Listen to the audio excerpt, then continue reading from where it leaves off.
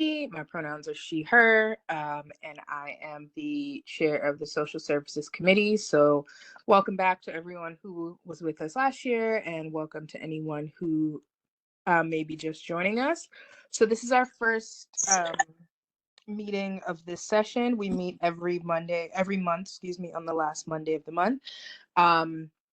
And the goal of the Social Services Committee is really to inform Community Board 17, of the social services that are available to them, and also just to do general outreach to the community regarding social and health outcomes.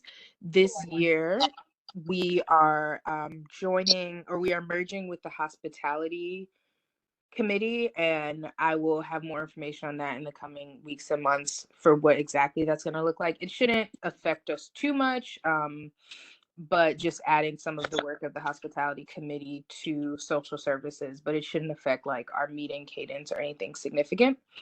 As a reminder, so I've been chair of this committee just for a handful of months, so I definitely know there are people here with more experience than I have. So always, want to lean on people's experiences and defer to people who have long-standing work with this committee.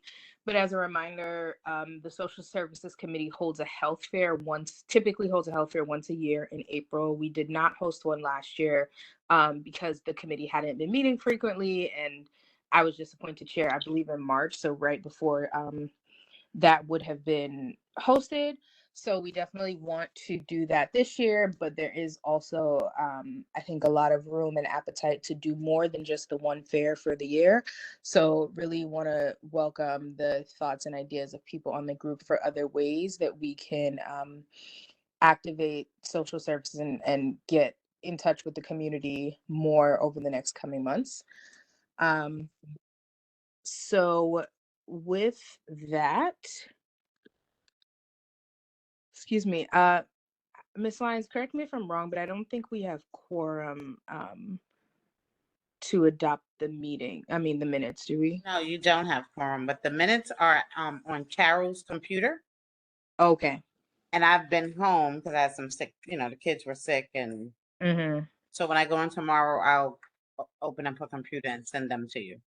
Okay, no problem. So we'll have to hold adopting the minutes for our next meeting. So I'm going to do a quick roll call. I guess I'll just call on people, and can you just introduce yourself and explain like how long you've been on the committee and your like if you have any past experiences. Hyacinth.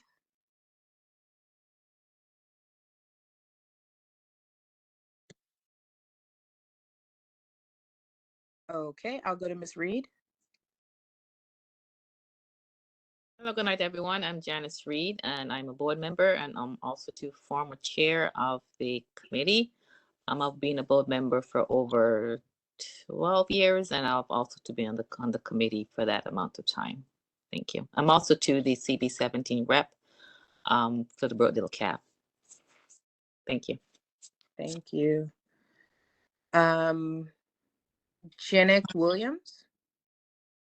Good night. I have been with the Community Board Block Association for a few years and on this committee for a couple of years. And I'm excited to come up with ideas to make our community, better and safer for us. Thank you. Ms. Mickle. Oh, good evening. I've been on the committee for a couple of years. I don't 3, 4, 5 years. And I'm also on the education committee. So my goal is that I just want to see progress in our communities. And I just want to be a part of that so far. Thank you. Ms. Brown. Good evening, everyone. Monica McCain Brown, committee member for approximately 4 years. Fantastic. Thank you. And Hyacinth Charles, are you on the line?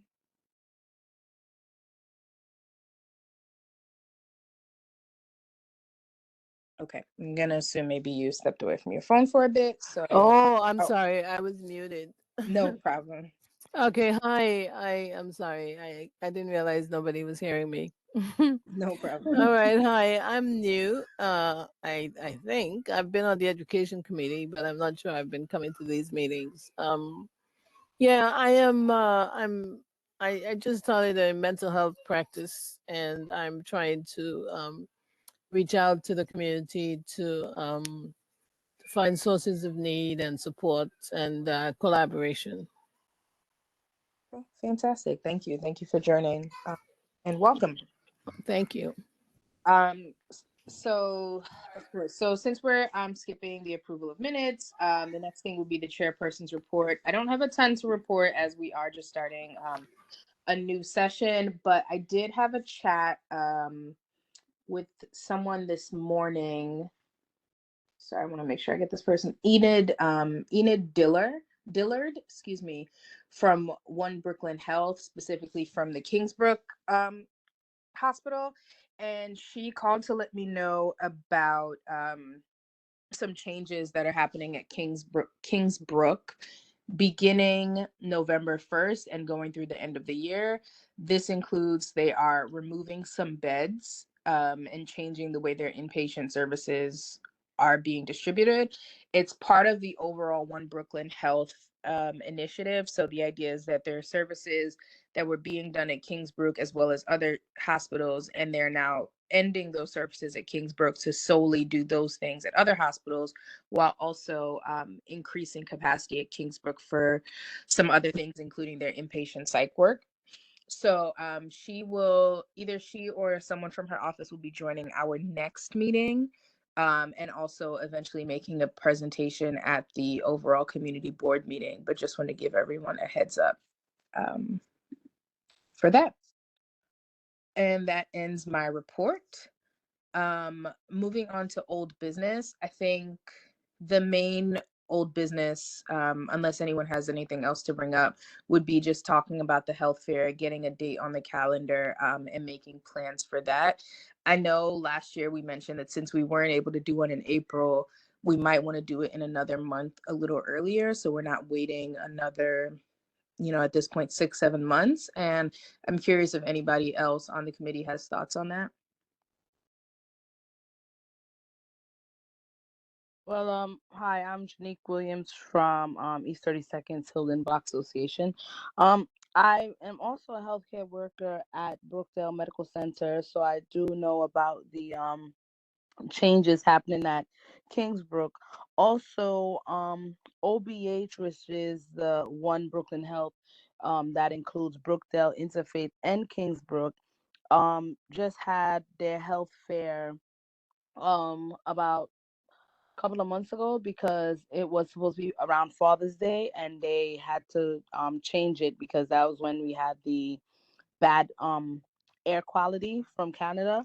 So I was thinking that with the health fair coming up, that I know that OBH would probably be your best bet to get outreach to the community and also the different block association presidents to at least get the flyers out there and let people know to come out, because I think that the biggest thing when you're doing these things, we always think about the vendors coming out, but then I think we need to focus more on how do we get the community to come out, like what kind of incentives that we can come up with, even if it's like a little raffle to give away like a little gift baskets or something, to have the community more enticed to come out and hear what we have to say and really take the initiative to get their health together, including mental health. Unfortunately today there was an incident on New York Avenue and Avenue D where they found a 30-something-year-old woman, her dog, and a 14-year-old girl all stabbed up to death this afternoon after 2 o'clock. So it's a lot of violence going on, a lot of mental health issues that I feel have been underlined, during the pandemic, and after the pandemic is just bringing it out more. Um, And I think that the mindset, we need to make it more of a understanding thing and not a judgment thing. Coming from Black and Caribbean background, it's so hard to have mental health issues and for people to just be like, oh, you're crazy, and label it crazy and think it's funny, but it's not. You know what I mean? Like, this is something that we have to try to bridge the gap, because we were not taught to talk about mental health, to talk about our feelings, with growing up Caribbean and background. So I think that that's something that we need to try to, I don't know, try to bridge it together and make everyone understand that it's safe, to speak and express yourselves with your neighbors. Mm. Okay. Thank you. Thank you for sharing. Well, I have to, I mean, as Yeah. the mental health provider here, I Mm. have to, agree with you and to say, surely, definitely, we need more information. I think with more information, people can make better choices. A lot of times people have a lot of shame around mental health issues, and they don't really understand that it's something that we can change, and we can actually heal and get better and do better and have better relationships, and so it's really important to get the message out there. And actually, there is actually a lot of money at the moment coming out to address mental health issues in our communities. When you say there's a lot of money, are you thinking of specific organizations or grants, something that you could tell us about?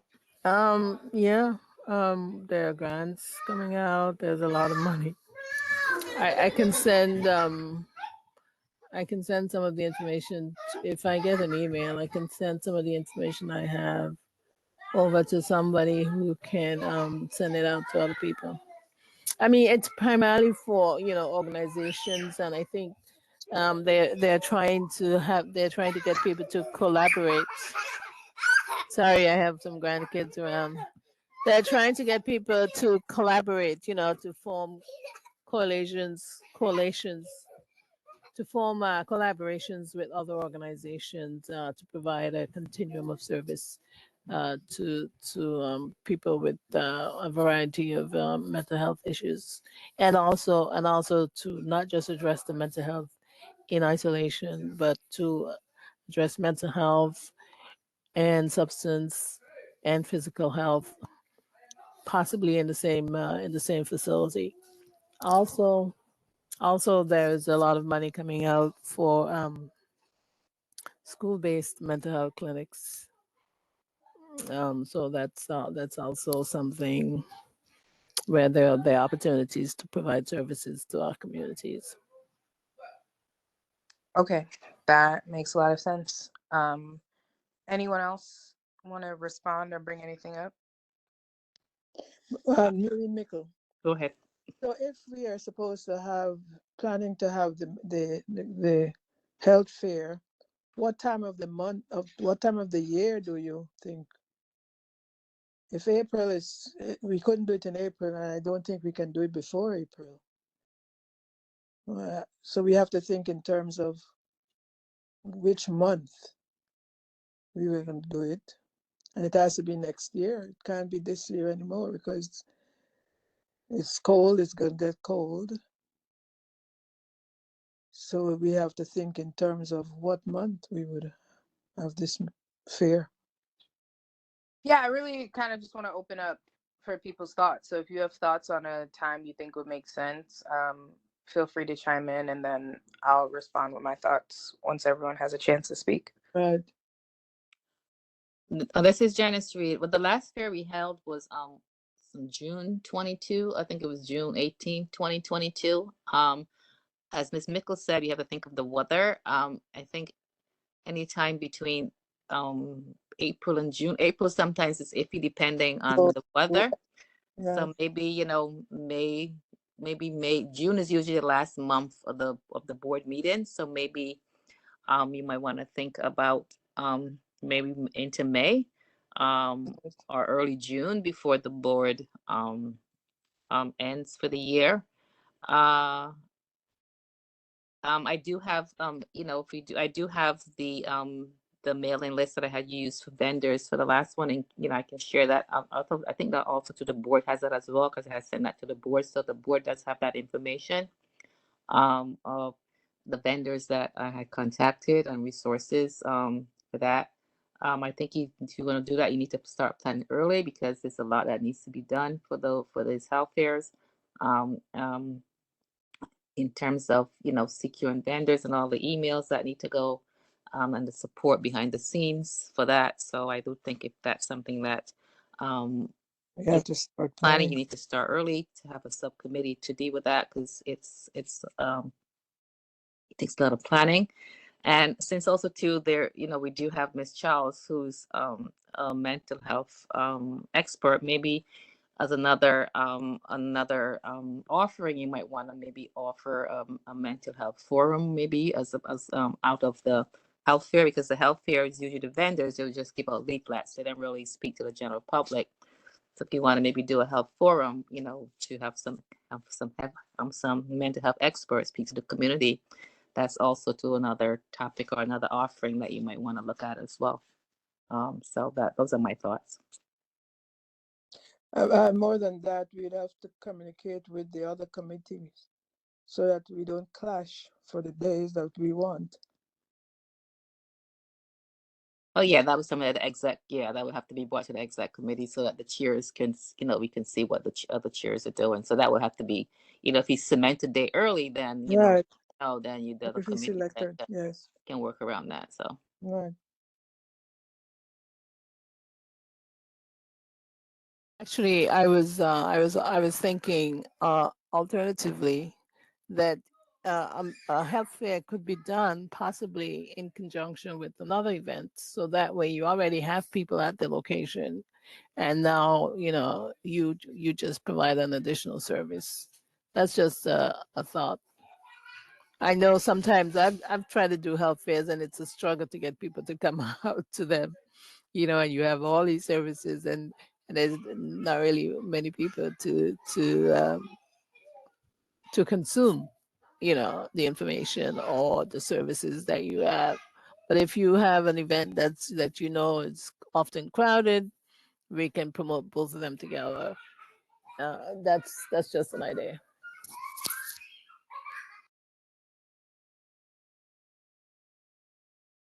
Okay, thank you. Anyone else want to chime in?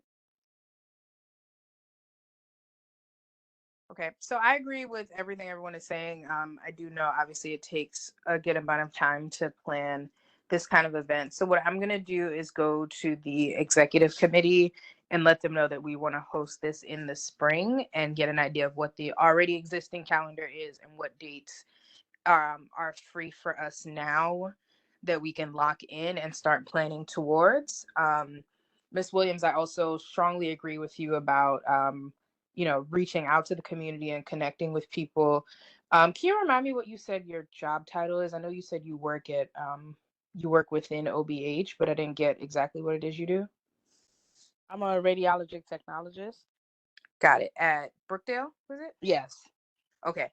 So might lean on you to just help us get some more context, even though obviously Miss Reed is the CAB representative. But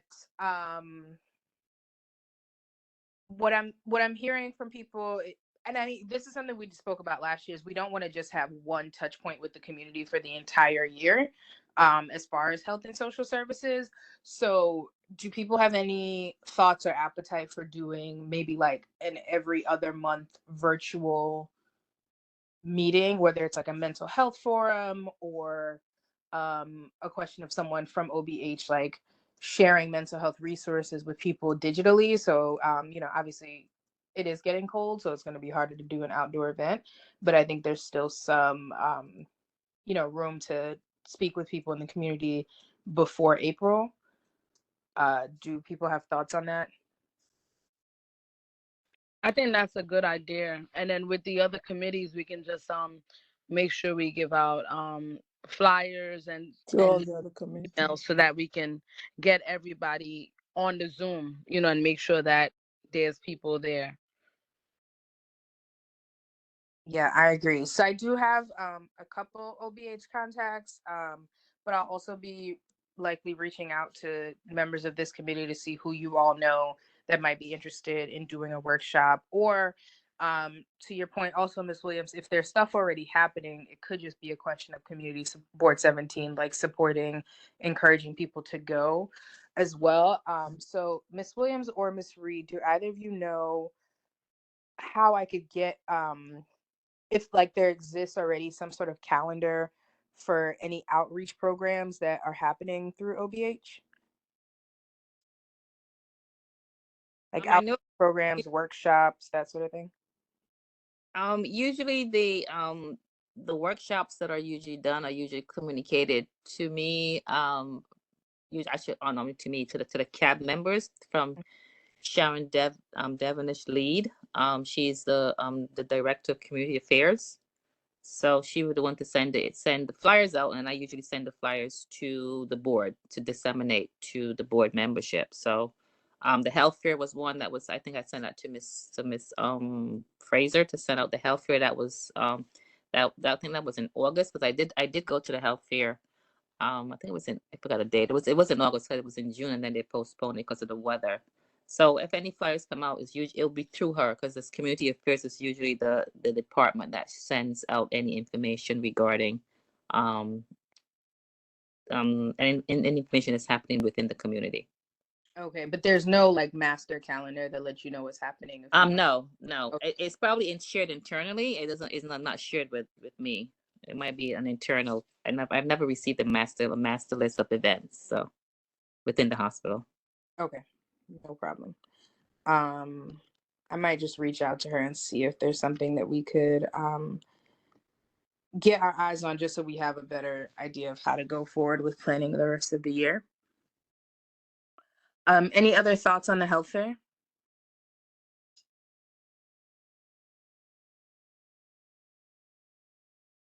Okay, hearing none, let's move on to new business. Does anyone have any new business to share with the group? Yeah, I'll just gonna give a report on the CAB meeting. I know you've already heard this already. It's probably your third time, but as I said before, I'm Janice Reed, and I am the CB17 rep on the OBH Brookdale Community Advisory Board, or the CAB. And they held a meeting on Monday, September 11th, and that meeting was attended by Dr. Sandra Scott. She's the executive director of the Brookdale Hospital. She's actually was there, and she gave the report.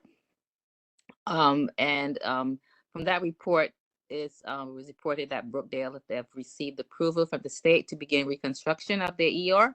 So they're going to have a brand new ER, and then including that, they're going to have a psych ER area for pediatrics, and also for adult behavioral health. So that will be something that will be triaged out of the main ER.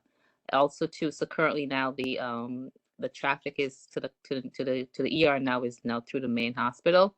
There's also going to be a new trauma center, and they're also going to have 2 new behavioral health units on the 5th floor of the hospital. Also, with the monies that the state allocated, all the outpatient ambulatory sites will be upgraded within the next year. And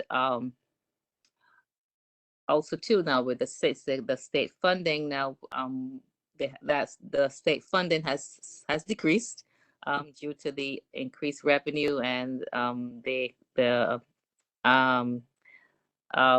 to the influx of the immigrant population. So right now they're in order to increase their revenue and decrease their costs, they have a higher increase at the hospital. So that was what they came up with. And the CAB will be holding a charity fundraising dinner on Thursday, October 19th. And that's going to be from 7 p.m. to 12 a.m. That's going to be at Glen Terrace. That's on Avenue N, 5330 Avenue N. And the donation is $125. And if members would like to attend, the RSVP is going to be on by October 6th. And we'll be honoring Ms. Lorraine Brown. She's the CEO of One Brooklyn Health. Also to Dr. Sandra Scott, who is the executive director of the Brookdale Hospital, and then Mr. James Tillman. He's the past president of the CAB, and he's been the president from, I believe, 1999 to 2022. So he's one of our long-standing presidents. And some of the proceeds from the CAB, from this event, will be we use it to benefit one of the departments within the hospital. At the last event we had, I believe that was in 2020. We donated a Hoyer lift to one of the departments. The Hoyer lift is used to transport patients who are immobile. So one of the departments benefit from that. So I did report this at the CB17 exec meeting, and also at the general meeting, to encourage CB17 to support this event, because Brookdale has been quite generous to CB17 in the past. Every Thanksgiving, the nurses within the department and other departments have put together, send multiple baskets to distribute to the community with turkeys, etc., to our department, and also they've also on the Christmas holidays, they've also engaged and supported members in the community. So it would be a good showing that the CB17 do support this event. So that concludes my report. Thank you. Thank you very much. Have you shared any flyer or written information about these events with the district manager? Yes, the flyer was sent to the district manager, and I also got a flyer on my email. So I think it was sent out to the membership, because I got a flyer. I did see it on the flyer from CB17. I believe it was sent out Friday, I believe. When was the meeting? The meeting was Wednesday. I think it came out on Friday. I saw it in my email. It was the flyer attached to another flyer, I believe, from not Monique Waterman. There was another flyer. There were two flyers, and that was one of them. Okay. So it was sent out. Maybe I'm not getting those emails, but that's as long as it was sent out. Yeah, it was sent out. I did see it in my email. So okay, sounds good. Thank you. Mm-hmm. Does anyone else have any new business for the group? I did have a question. We have historically been meeting on the last Monday of every month, and I just wanted to confirm that date still works for anyone, for everyone, or is there anyone who, struggling to make the meetings and would be looking to change the date that we regularly meet?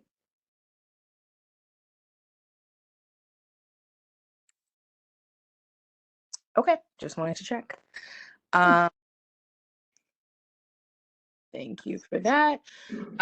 Okay, so if there's nothing else for us to discuss today, we can adjourn. It was a quick meeting, but I'll follow up through email if there's anything for the committee to discuss, and we'll also get back to you all with possible dates for the spring health fair. One question, Muley Mickle. Yes, please. Is the community affected by the immigrant influx? Are we affected? Anyone knows? Does the community know? Community board?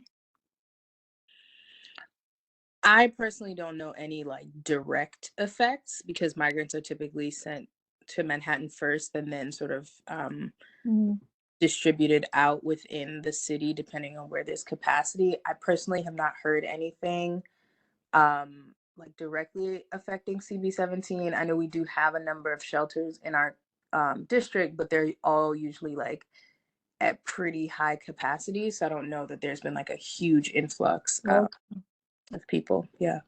Okay. But if I hear anything, I will definitely let you know. Okay. Okay. Well, thank you everyone for your time this evening. I really appreciate it and look forward to chatting with you all next month. Bye. All right. Have a good night. Thank you. Bye now. Bye. A burn. It has a burn, I'm pretty sure. How do you do a burn? What do you do?